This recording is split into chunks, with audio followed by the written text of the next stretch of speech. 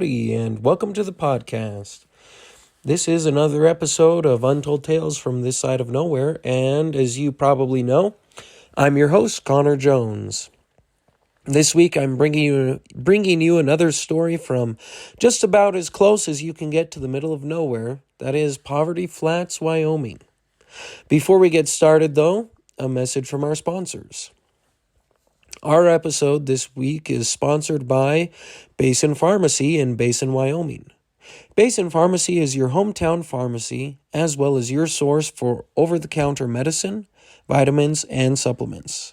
They also carry office supplies, Russell Stover chocolates, and greeting cards. The friendly folks at Basin Pharmacy are happy to help with any of your medicinal needs, whether you have a prescription to fill or a question about your meds. You can stop in Monday through Friday from 9 a.m. to 6 p.m. and Saturdays from 9 a.m. to noon. We're also sponsored by the Wyoming Welcome Program. The Wyoming Welcome Program runs two services, both the Table Talk brochures and the Wyoming Welcome Baskets. Brochures are placed on restaurant tables in Cody and Powell and carry advertisements from local businesses, in addition to jokes, facts about Wyoming, and the month's holidays. Our welcome baskets are distributed to newcomers to the Park County and the surrounding area, and they also carry promotional items from local businesses. If you're interested in getting your business name out there, then shoot them an email at HaleyJ, that's HALEYJ, at WyomingWelcome.com. And now, the podcast. It's been pretty nice here in northwestern Wyoming, and I'm happy to report that things are pretty green. And there's nothing better than green grass and trees with the leaves coming out. All of the chokecherry and crabapple trees are coated in flowers, and it's just a great time of year. It's also nearing the end of track season, and we're traveling one more time this Saturday down to Worland for conference. Well, I say one more time. It's the last time in the regular season, and next week we'll go down to Lander for the Best of the Best conference. And, traveling with the sports team has brought me back to my time in high school playing school sports. And I guess that's kind of where this story comes from. It's titled, "I'm Going In, Cover Me." And, you might recognize this line from a number of movies. And that's where our story begins. Over the years, there have been a number of movie lines that just ring true with audiences. Everyone has either heard or repeated Jack Nicholson's famous line, "You want the truth? You can't handle the truth," at just the right moment. Spoofs on Darth Vader's "Luke, I am your father" come in handy. They're usually funny, but if you've ever gotten a haircut and your stylist says something like, "Luke, I am your barber," you should probably get your hair cut somewhere else. Even a van with curtains in it would probably be safer than that place. My cousins and I became masters of movie quotes when we were growing up. We weren't necessarily movie buffs any more than the next group of kids, but we could quote large chunks of a variety of our favorite movies. Looking back, our memorizing scripts was probably due in part to the fact that Poverty Flats in Burlington had such a small population. Allow me to explain. Most high schools graduate classes of anywhere from 100 to 1,000 students. At Burlington schools, K through 12, the largest class to ever graduate was my sister Alice's class, and it had 35 students. The smallest ever boasted just 6 seniors. Needless to say, there wasn't a football team that year. Class sizes have varied over the years, but as a rule of thumb, there have been about 20 students per class at Burlington High School. With 4 grade levels in the high school, which was just one hallway of the building, since K through 8 occupied the rest, there were around 80 students in the entire high school. Having a school this small means a couple of things are true. First, everyone is related, so it is very rare that anyone dates someone from the school. And second, everyone does everything. There weren't jocks and drama people, nerds and math whizzes, at least not in the fairly well-defined cliquey way you see at most schools. 95% of students in our school played 3 sports, joined the National Honor Society, played an instrument, and performed in the high school musical. In fact, we never had a marching band because everyone who could play an instrument was wearing football pads or playing at the volleyball game in another town during the football game. We had a pep band for basketball, but it consisted of only boys while the girls were playing their game, and only girls while the boys were playing their game, since all the members of the band were also on the basketball team. I like to say, if you want to do it, you're on the team. We never had tryouts, and no one ever got cut from a team. That's not to say we weren't good at what we did, though. Our Knowledge Bowl team, which consisted of Fred and I, Cousin Jim, and another girl from Poverty Flats named Sarah, would only show up at 1 or 2 meets every year because we were all playing basketball, and the Knowledge Bowl season and the basketball season overlapped. Our sponsor, Mr. Brooks, would find the one meet of the year that didn't conflict with a scheduled basketball game and sign us up. We held 1 or 2 practices prior to the single Knowledge Bowl we would attend, and then on the appointed day we'd all board the bus clad in black and orange dress clothes and go to the meet.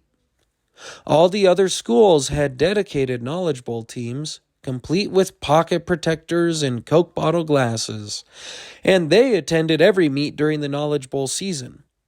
There would be much larger schools present at the competitions, from Cheyenne to Casper and everywhere in between.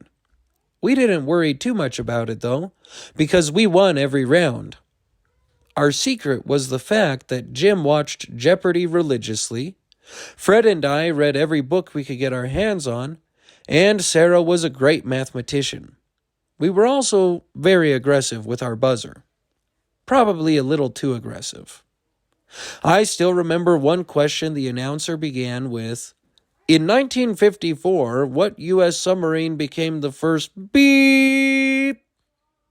Startled, the announcer stopped mid-sentence. He was clad in a dark suit and wore a striped red and black tie. Looking up from the stapled packet of questions, he glanced down at the rows of lights in front of him, and then up at the 4 Poverty Flats kids. Then he said, yes, Team A." A puzzled look was splashed across his face. Teams B and C looked at these kids from the podunk little town who had the audacity to buzz in before the first sentence of the question had been read. Sarah looked at Jim, the question in her eyes. "Did you buzz in?" Jim shook his head. Jim looked at Fred, and Fred shook his head. Then all 3 of them looked at me. I looked down at the button I had just pressed, almost as surprised as everyone else. To be quite frank, I actually had no clue what the name of the submarine was, but like I said, we were a little too aggressive with the buzzers. I held up a pointer finger, giving them the signal to wait a moment. My mind began racing like a jackrabbit in a pickup truck's headlights. "Why did I push that button?" the voice in my head screamed. I didn't know the names of any submarines. Well, actually, yes, I did know the name of one submarine. I squeezed my eyes shut and leaned back in my chair so I could concentrate. When I was in elementary school, I had read Jules Verne's 20,000 Leagues Under the Sea, and there was a submarine in that book. Could it be?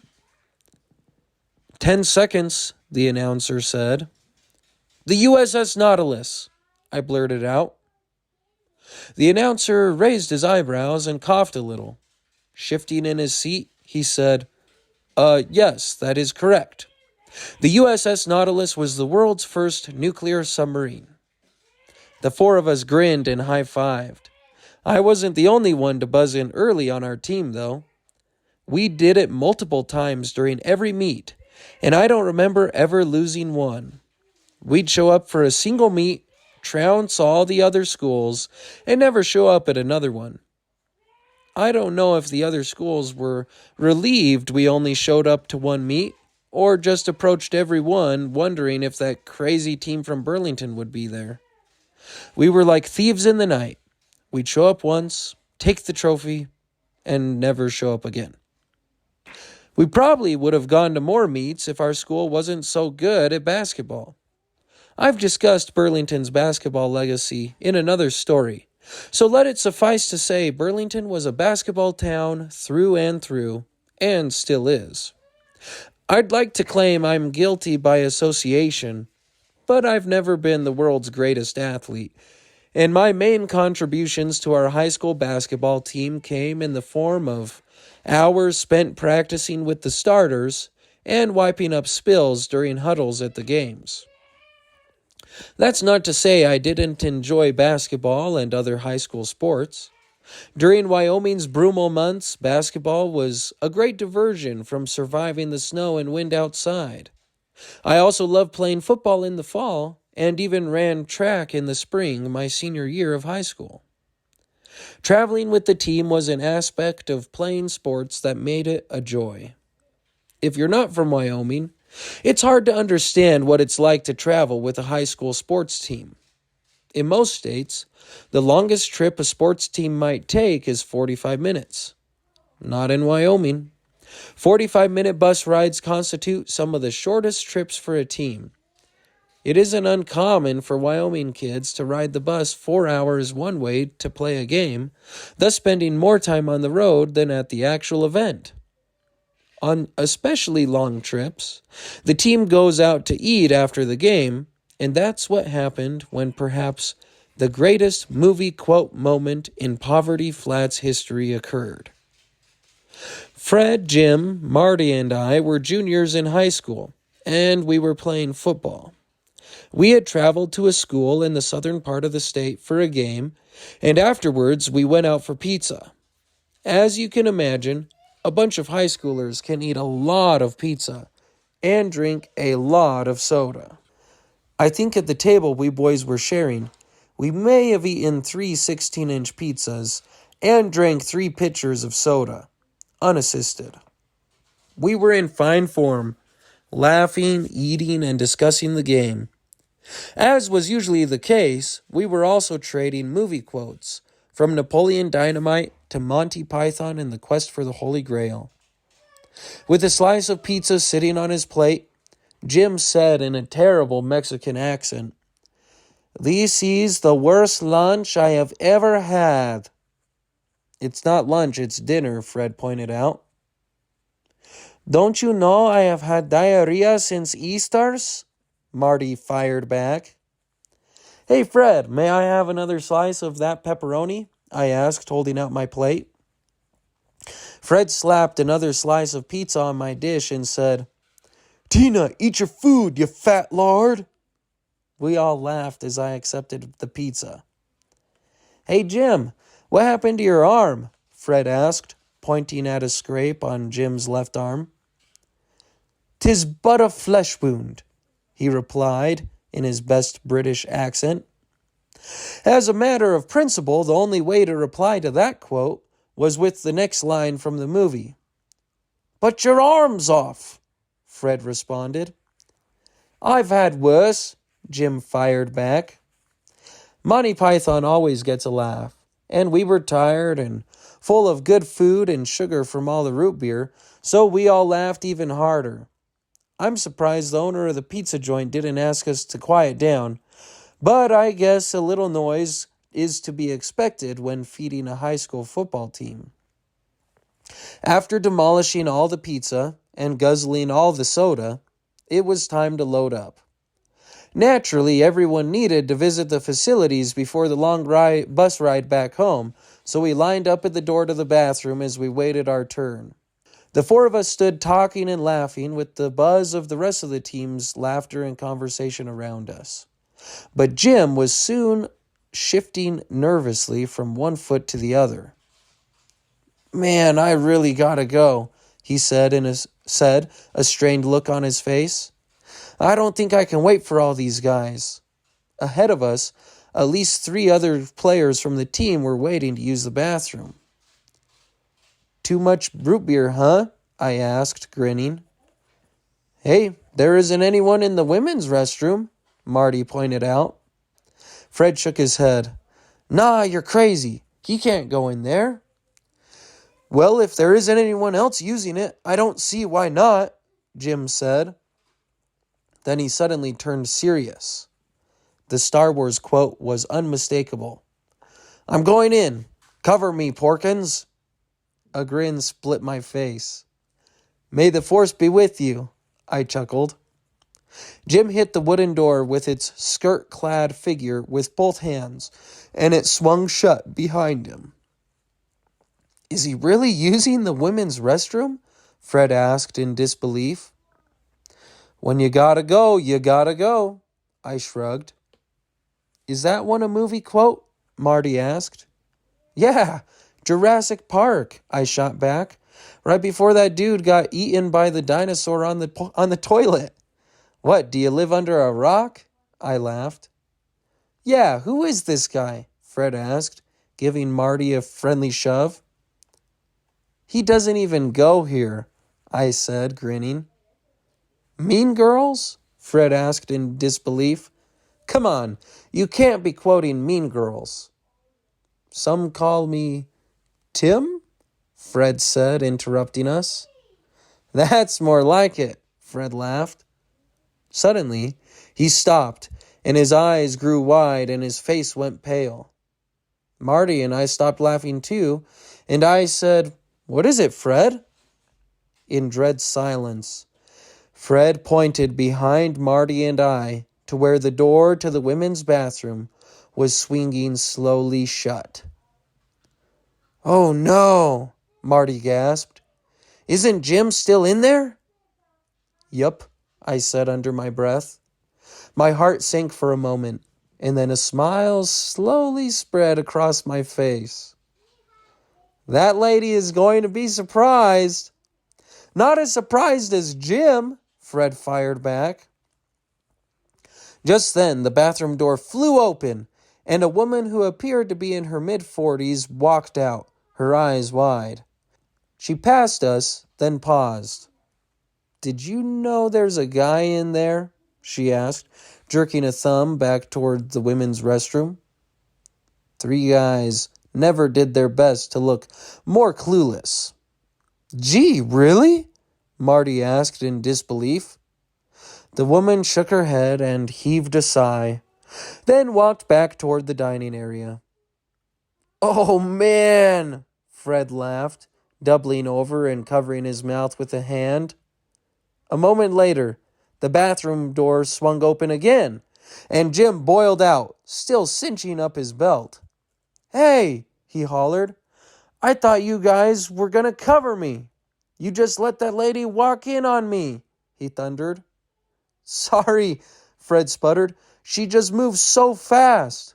"No, you just let her go in, didn't you?" Jim hollered. "Tell me the truth." I couldn't help it. The moment was just too perfect. Summoning my best Jack Nicholson, I bellowed, "You want the truth? You can't handle the truth." Needless to say, I'm pretty sure that was the last time Jim ever used a women's restroom. Well, there you have it. Another untold tale from this side of nowhere. I took a trip down memory lane on this one and couldn't help but laugh when I thought about that time. Our team went to a pizza place in southern Wyoming, and poor Jim got walked in on. But speaking of football, I ran into a head coach, my head football coach from back in the day, and Mike Agard, and his brother Trent Agard, who is our defensive coordinator, now the head coach in Burlington, and got to talk to them for a while.